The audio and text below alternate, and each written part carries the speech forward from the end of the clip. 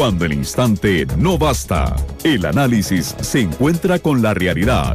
Esto es Minuto a Minuto, más allá de la noticia, por Radio Monumental.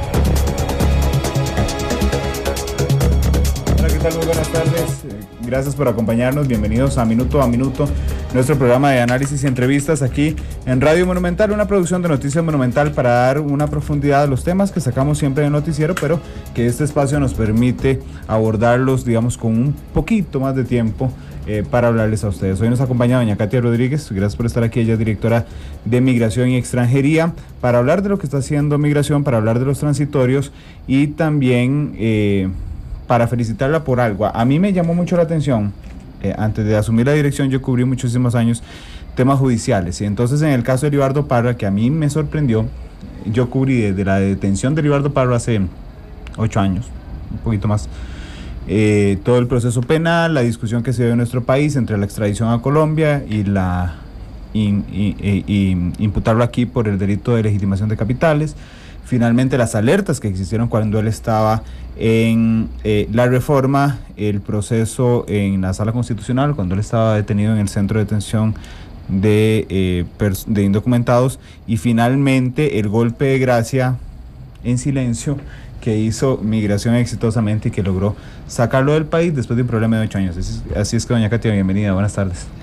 Muy buenas tardes, Randall y Febe. Muchísimas gracias. Nos hemos comunicado en otros momentos en sí, menciones muy rapiditas y yo creo que este va a ser un espacio muy interesante para compartir parte de esas gran cantidad de tareas que Migración hace, muchas de una manera poco vistosa, pero que somos como hormigas que estamos ahí trabajando todos los días. Esta fue una en particular, le preguntaba lo de Heribardo Parra, que por supuesto no vamos a dedicar el programa al tema, pero a mí me llamó la atención porque muchas veces nos quejamos de la ineficiencia de las instituciones públicas como tal, ¿verdad? Entonces había una ineficiencia en los procesos en el proceso penal, digamos, había una diferencia entre qué se iba a hacer, si se iba a mandar a Colombia, a extraditar. En Colombia había un problema jurídico, porque en Colombia lo habían juzgado en ausencia, y finalmente, digamos, Migración esperó el primer momento en que se cometiera un error para evitar uno de los casos más polémicos penales en los últimos años aquí, así es que por eso la felicité, y le iba a robar nada más un minuto para que nos contara qué fue lo que hicieron, porque es poco común, digamos, que tan rápidamente,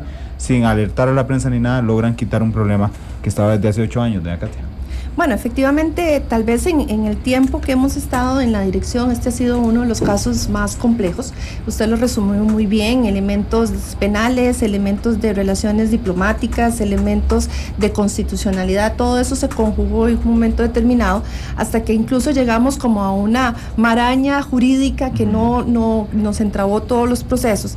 En este caso, pues sí fue bastante difícil, porque recordemos que Migración lo que tiene es un centro de aprehensión relativamente pequeño, y cuando este señor cumple su sentencia de 6 años por el delito de legitimación de capitales, pues de la noche a la mañana queda bajo nuestra custodia una persona que incluso pues había recorrido diferentes ámbitos de la reforma y con un nivel de peligrosidad conocida, de una manera que teníamos que tomar muchas medidas.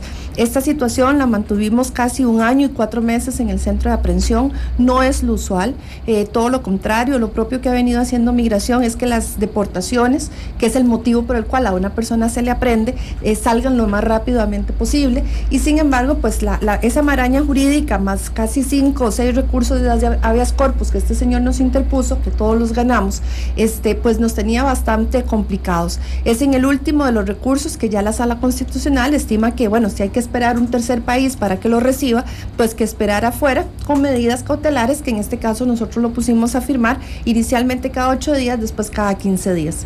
Él, por supuesto que nos entrabó un poco la dinámica, en el sentido que por 4ª ocasión presentó una solicitud de refugio, y la solicitud de refugio en un país altamente garantista de los derechos fundamentales implicaba que se tenía que cumplir todo un debido proceso.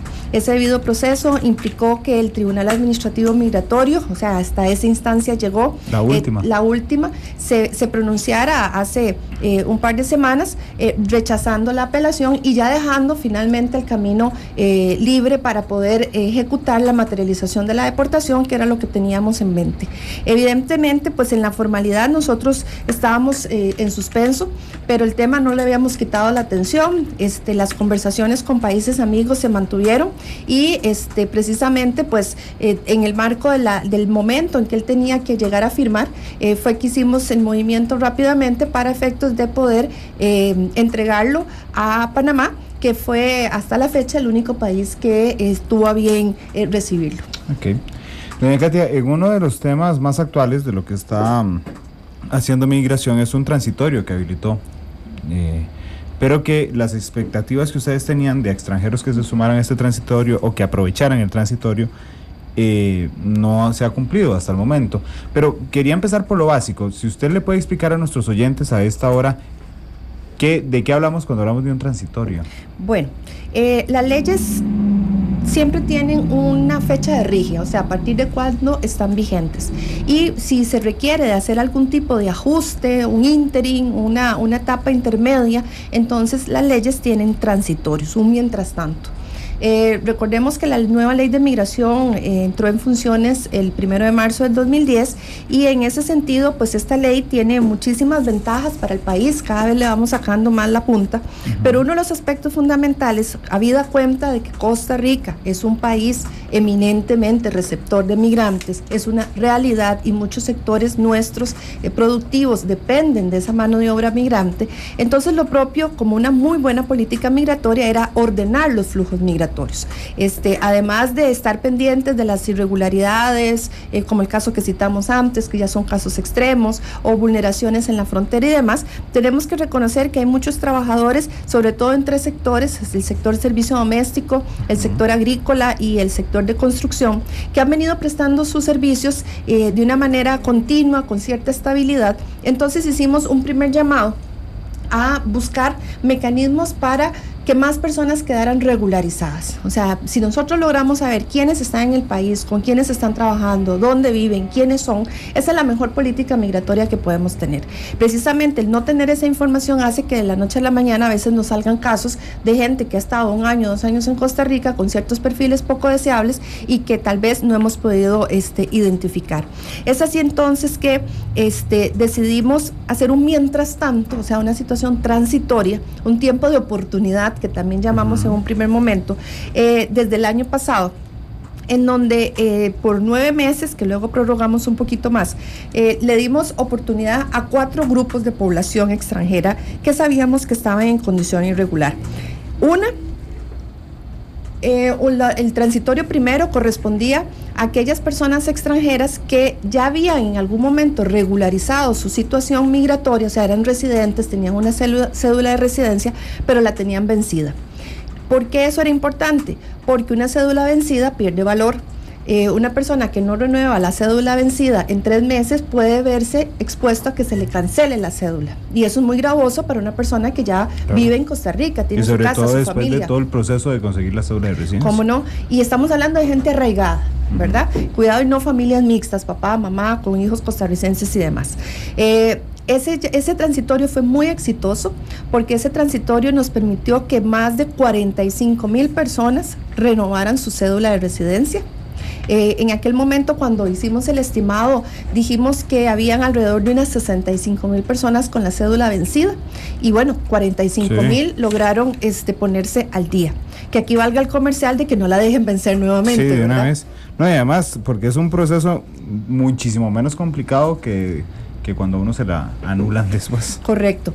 Luego el transitorio número 2 era un transitorio pensado en función de muchos padres o madres extranjeras que con hijos e hijas menores de edad costarricenses. ¿Y por qué? Porque Costa Rica tiene una política de protección integral a la niñez y la adolescencia, y si los padres y madres están en condición irregular, aun cuando el niño y niña sea costarricense, eso les afecta. ¿En qué les afecta? No tiene quien nos represente documentalmente para pedir ayudas de Limas o para pedir el bono escolar o para que le atiendan en el seguro social. Entonces, pese a que tiene el derecho, no tiene el representante legal adecuadamente acreditado para poder ejercer ese derecho. Entonces, hicimos un primer estimado con datos del registro civil y nos dio que aproximadamente en el corte que habíamos hecho, habían unas 17,000 personas costarricenses menores de edad que reportaban un padre o una madre extranjera.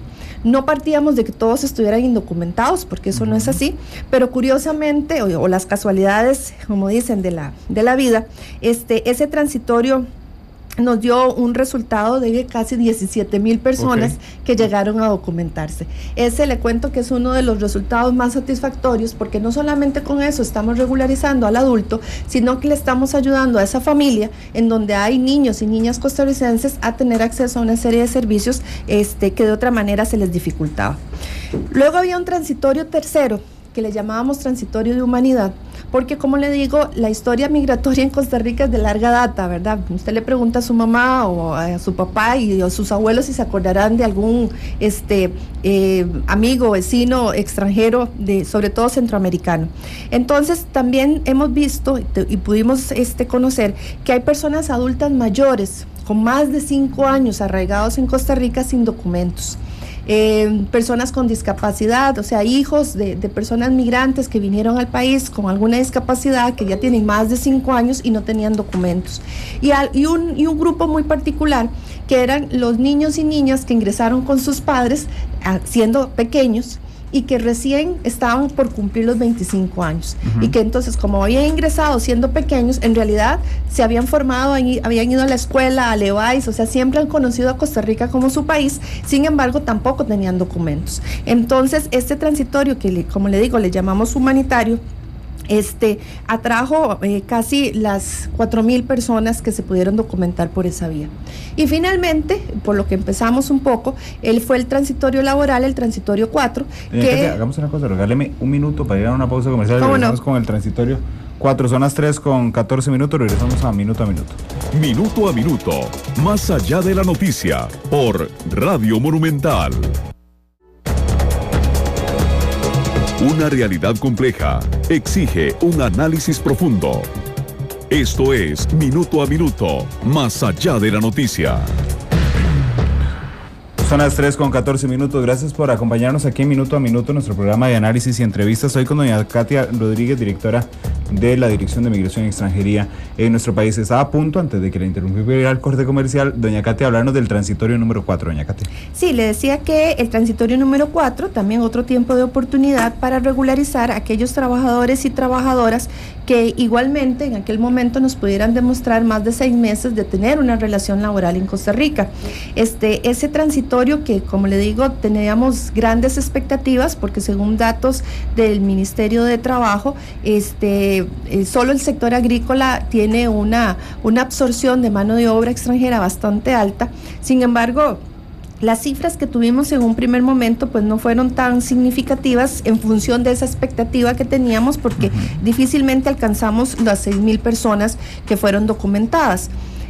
Siempre con la inquietud de que podían haber más personas, y también a solicitud de algunos grupos productivos como la Cámara de Agricultores, la Cámara de Productores de Leche, organizaciones de la sociedad civil, nos solicitaron que ampliáramos el periodo de este transitorio en particular, y esa es la etapa en que actualmente estamos. Del 17 de junio al 17 próximo de septiembre, que es el próximo martes, volvimos a abrir un segundo periodo para el transitorio laboral. Pero bueno, tal vez es que a todos se nos pega un poco eso, dejar las cosas para lo último. Tal vez a los extranjeros se les pegan las mañas ticas. Ya nos es un elemento de integración, sí, digamos. Sí. El corte que traigo, digamos, viniendo de la oficina para acá para traerlo lo más fresco, es que hay en este momento a nivel de solicitudes se han acercado a nuestras oficinas regionales 360 personas, y aquí en La Uruca, en nuestras oficinas centrales, 1,830.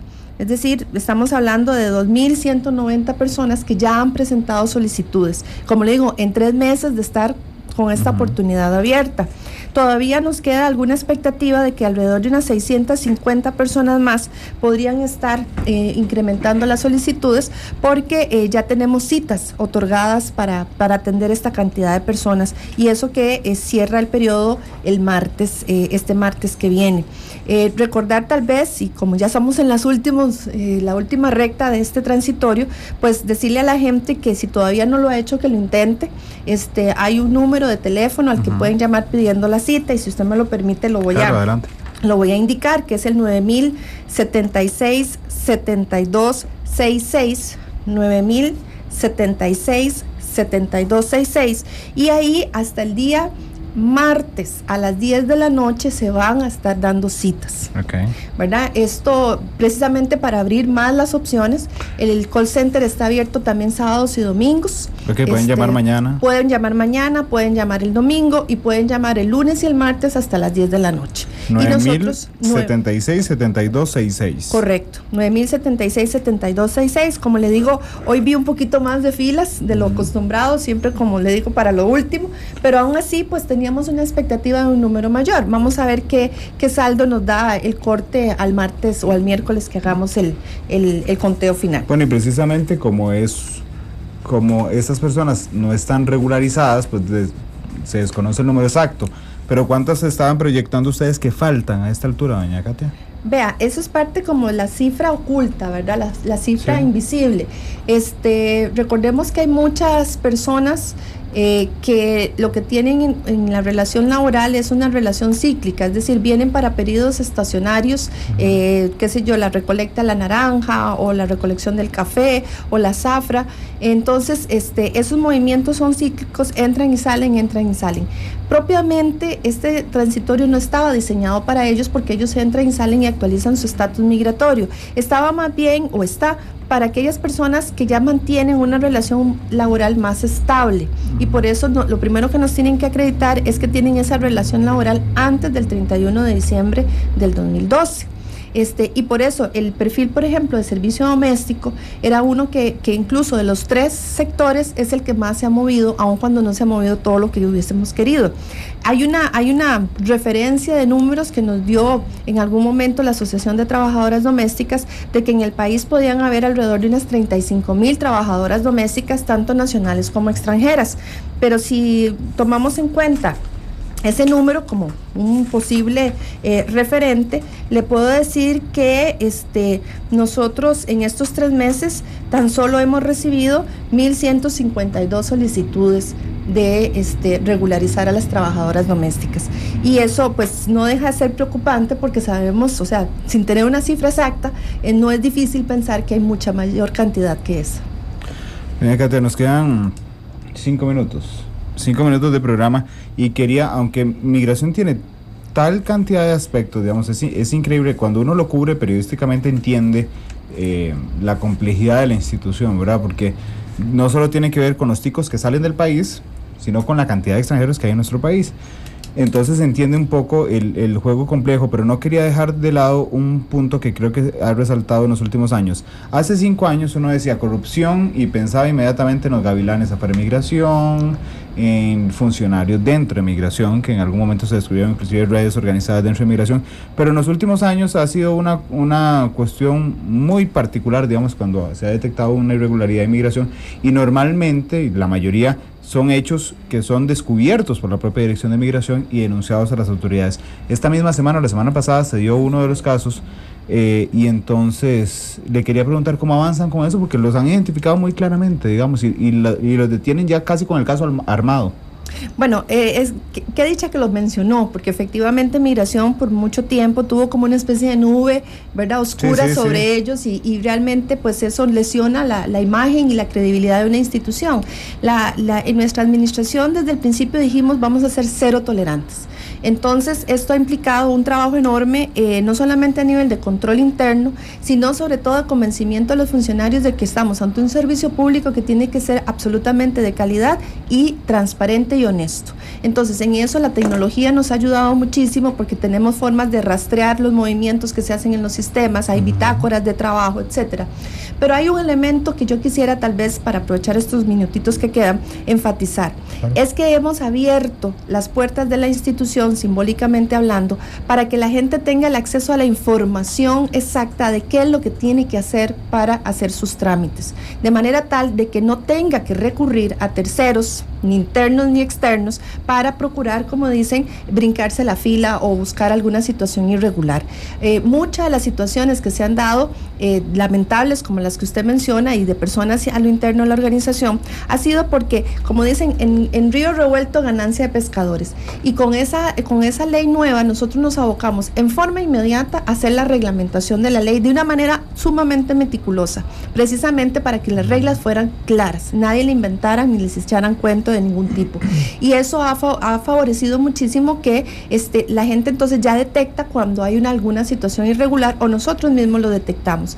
Le sumo a eso que la ley estableció la profesionalización de la Policía de Migración, y tomamos la palabra muy en serio, y abrimos 2 unidades específicas, una unidad de denuncias que recibe todas las denuncias de parte de la población sobre alguna situación irregular que les parece que pueda estar ocurriendo con alguna persona extranjera o alguna otra persona que esté haciendo cosas con personas extranjeras.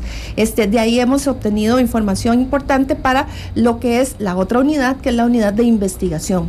Y la unidad de investigación, en los pocos meses, o más bien el poco tiempo que tiene esta unidad, que fue creada en octubre del 2011, le puedo decir que ha llevado ante los tribunales de justicia propiamente más de 27 casos bien identificados, y algunos de esos casos no solamente es que hay un extranjero de por medio, sino también quiénes han sido los agentes corruptores, ¿verdad? Eso es absolutamente importante. Hemos entrado en temas no solo de corrupción y de fraudes migratorios, sino en temas de trata de personas, de tráfico ilícito de migrantes, de falsificación de sellos, por ejemplo, y también hemos logrado con esas intervenciones hasta rescatar víctimas de trata.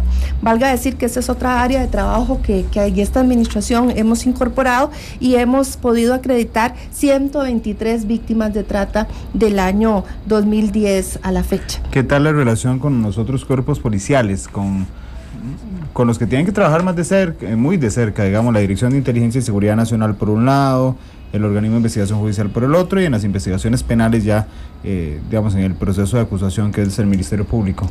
Vea, yo creo que cuando las cosas empiezan, a veces si no se comprenden o no se explican bien, generan algún recelo, alguna resistencia, pero afortunadamente también nos hemos abocado a estrechar nuestras relaciones con estas policías, porque estos temas son tan complejos que es imposible que ninguna institución solita lo pueda abarcar todo y tener resultados positivos. A la fecha la relación es excelente. Le puedo decir que esto ha llevado a que incluso haya avances importantes tanto en el organismo de investigación judicial como en el Ministerio Público. El organismo de investigación judicial fue el primero, a la par de nosotros también creó la unidad de trata y tráfico, y se hacen operativos de manera conjunta, intercambiamos información, abordamos las víctimas de forma conjunta, y más bien pues nosotros somos un cuerpo policial que solamente está en eso. Entonces de alguna manera ayudamos a que se dé la especialización de los diferentes casos que se pueden conocer o se tienen que investigar. Y muy recientemente recibimos una noticia muy positiva, que el Ministerio Público ya también creó la Fiscalía de Trata y Tráfico de Personas, lo cual va a permitir que el país no solamente tenga un mecanismo de control migratorio que identifica esto, sino que ponga ante la justicia a estas personas que lucran con el ser humano. Doña Katia, muchas gracias por estar aquí, y de una vez invitada para la próxima ocasión, porque nos quedaron un montón de temas por fuera. No, encantada, y además somos vecinos, así que sí, estamos a la vuelta. Le queda muy cerca, ojalá que no llueva el día que viene.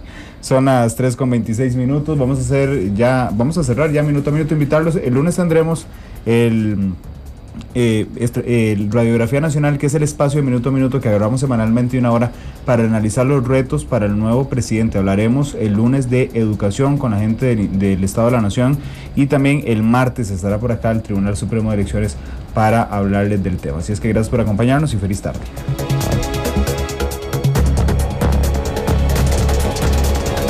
Cuando el instante no basta, el análisis se encuentra con la realidad. Esto fue Minuto a Minuto, más allá de la noticia, por Radio Monumental.